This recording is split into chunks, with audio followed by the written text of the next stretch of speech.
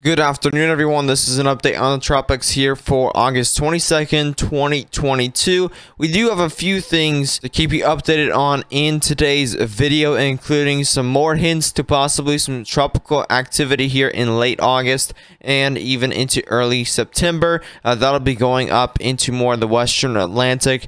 And pretty much here's the satellite imagery here for today. This is latest update is 2005Z, which is around 3:05 p.m. Central Standard Time. And as you can see, we do have a tropical wave that is still continuing westward here. That is just west of the Cabo Verde Islands. This is heading in the western direction. It soon will be heading northwest as we head throughout the week here into more closer to the east coast of the United States. We will have to continue to watch that closely. We also do have some more hints from the European and the GFS model that we could see some hyperactivity here going into early September. We are seeing flooding here happening in northeastern Texas, as well as you can see on satellite. A lot of thunderstorms popping up overnight, bringing some flooding to highways and interstates over there to Texas. Water rescues were issued overnight in Texas, Dallas, Texas.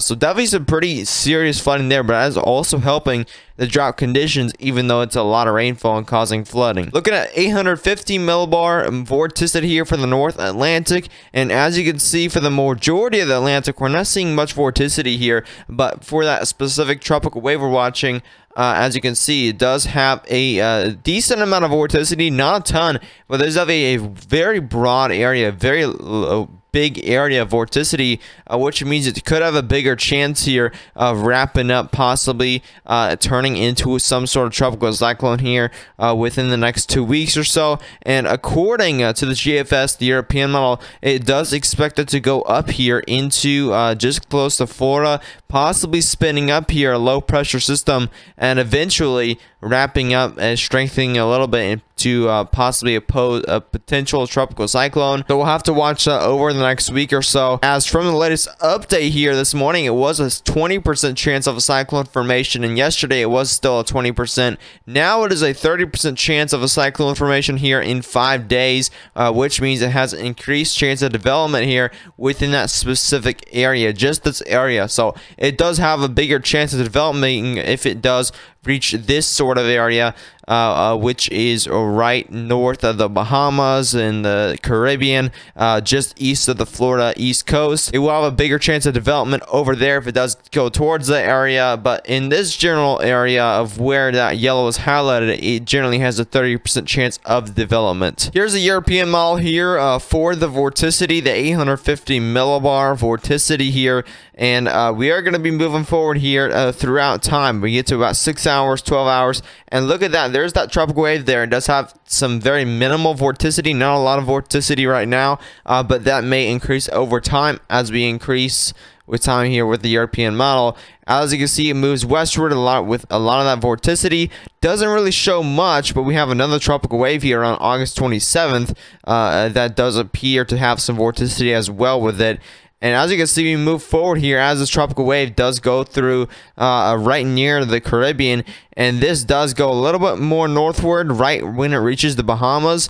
And as you can see, it gains a lot of vorticity, possibly developing here into a potential tropical cyclone. And look at over here, way eastward, where this current tropical wave is currently located. We have another one that is in that same spot with another increased tropical vorticity here, which means that could potentially be our fourth tropical storm if this does verify from the European model. Usually the European model does really trend things well rather than the GFS model, of course. So I'm definitely going to be watching this, as last night, again, with the runs of the European model, it's still been showing this happening just west of the Cabo Verde Islands. And the reason that why these aren't going really towards the Caribbean is because we do have a high pressure way up here. It is if these storms want to go into the Caribbean, into the Lesser Antilles, Virgin Islands, near Puerto Rico, this high pressure needs to be way down here, right near east of the Bermuda area, and it could even be a little more just southwest for these storms to really pick up and go into the Caribbean. But generally, if this high pressure is just going to stay over here, these are not really going to go bring any threat to the Caribbean for at least the next 2 weeks. Now, it's going to be September 1st, so we still have about 9 days until this actually happens, which is not super far out, but in the meteorological world, it is a little bit far out. So it definitely will change in the European medal, but the European medal, again, does have a better skill at usually trending tropical storms. On the other hand, the GFS medal does pick up on the current tropical wave that does pretty much does the same thing, the same location of it.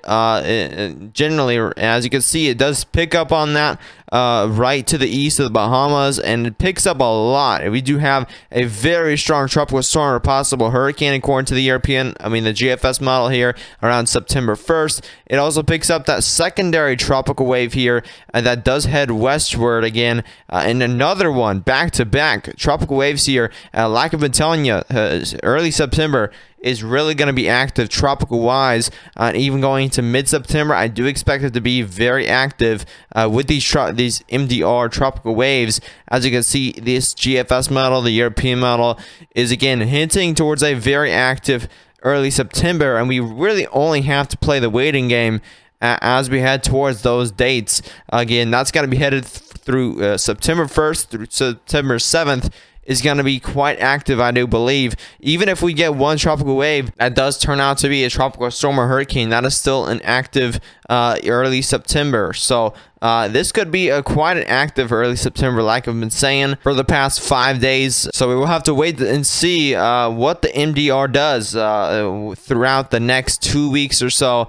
But this was the end of this video. We're not too many more details, just a very small increased chance of that tropical wave that is heading westward here throughout the Atlantic. Be sure to subscribe to the channel if you're new and turn on post notifications. You won't miss a single update or live stream on any tropical activity or any extreme weather across the United States.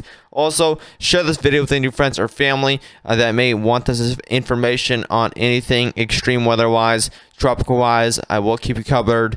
But as always, I'll see you in the next one. Stay safe.